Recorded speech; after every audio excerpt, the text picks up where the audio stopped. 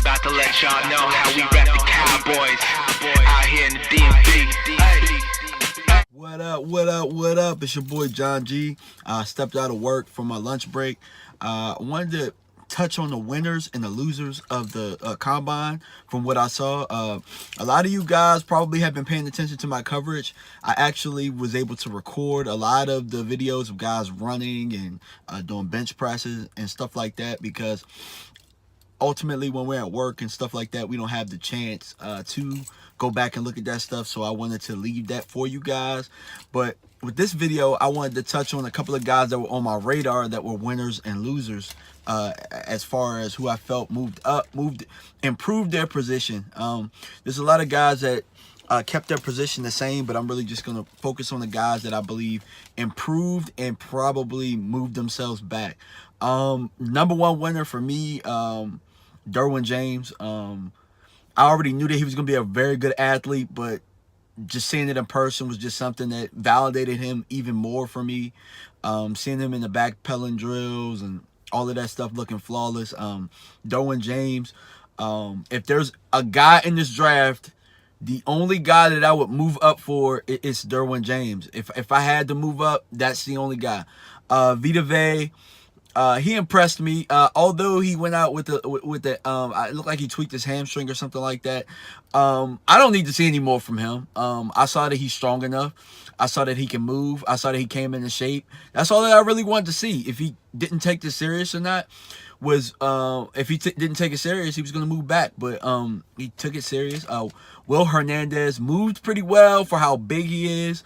327 pounds. I believe he ran a 4.15, a bench press 37 times. So that validated how strong he is. Calvin Ridley ran well, looked really good. 4.43. He's the class of the draft. He's head and shoulders number one. But the guy that moved up big time as far as the receivers go for me was DJ Moore. I talked about in my video how, you know, I wasn't necessarily sure, and there's still questions that I have as to whether or not he can win on the outside, but he's a hell of an athlete. Way better than I thought, because I thought that he was going to be like a 4.5 guy, and he came in and running the 4.4s. And as far as the cone drills and the shuttles and all of that stuff, he was in the top 5 of all of that stuff. So DJ Moore definitely moved up on the list for me. Shaquem Griffin, obviously, surprise, surprise. He's been the story of the draft, so I'm not really going to touch on it as much. But actually seeing him with one arm and all of that type of stuff, I would draft him, because he's had one arm his whole life. He's had to deal with those odds his whole life, and he played Division I football. So if you can't respect that, your whole perspective is whack. Harrison Phillips, very strong, 42 reps. He moved pretty good. My question for him is, what are you? Are you a defensive end in a 3-4 scheme? Or are you a 3 technique in a 4-3? Or he weighed in at 307 pounds, which I thought he was going to weigh in lighter, but 307 pounds. Can you be a 1 technique? That's something that I don't believe he's big enough to be a nose guard, but Deron Payne moved very well. Barkley, obviously, the class of the draft. I think that he solidified himself as number 1. And surprise, surprise, Leighton Vander Esch, I thought, as a linebacker, I thought that he was a winner. I thought that he moved himself up, because if you look at where he places in everything, he was top 15 in the 40s for linebackers, but he was pretty much like top 5, top 10 for everything else, man. I didn't know that he was that good of an athlete. He's a sneaky athlete. The guy that he reminds me of as an ex-Cowboy is Dexter Coakley. If you go and watch his tape and you watch Dexter Coakley side by side, neck roll and everything, man, they play very similar. So, and I know you guys remember what Dexter Coakley was like as a Cowboy. Losers, Orlando Brown Jr., bench press only 14 times. I did that as a player, and at most I weighed 200 pounds as a running back in college. So, I mean, there's no excuse for that. I heard the excuse that, you know, he got away from his technique on stage, but my dude, you are almost 400 pounds.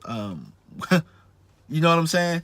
Anthony Miller, he lifted. He did 22 reps, I believe, but I just believe that DJ Moore's combine, and it's a lot of other receivers that move well. Deion Kane moved well, but the fact that he couldn't run and his foot might not be healed, that could be a cause for concern. That could possibly drop him.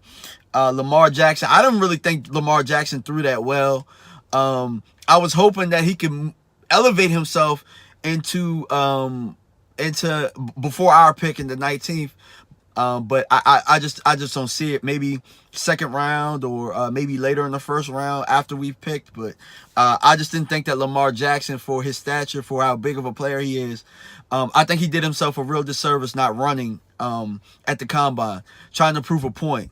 But even Cam Newton trying to prove a point ran. You have to show that you're the explosive player that we think. Sam Darnold not throwing. I thought that, throwing is your suit. You know what I mean? Like that's your strong suit. Him not throwing and watching Josh Allen and Rosen throw.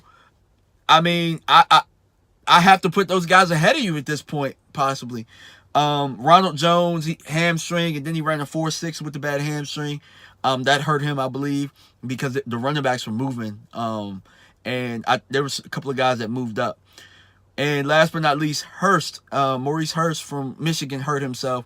And it was nothing he can do about it. He was diagnosed with a heart condition at the combine. That's why the medicals are very important. He was slated as a first-round guy. Who knows where he'll go now? Because, the medicals is what made Jalen Smith go to the second round for us when he was a top 5. He was slated at top 5 before all of that. So, before physicals and medicals and all of that type of stuff. So, those are my winners and losers, guys. Let me know what you guys think. Who are your winners and who are your losers? Thank you for tuning in. Hit that subscribe button, hit the bell every time that I come on, and just comment, man. Let's start some debates and let's start some discussion on who we want as a Cowboy. All right, guys, peace.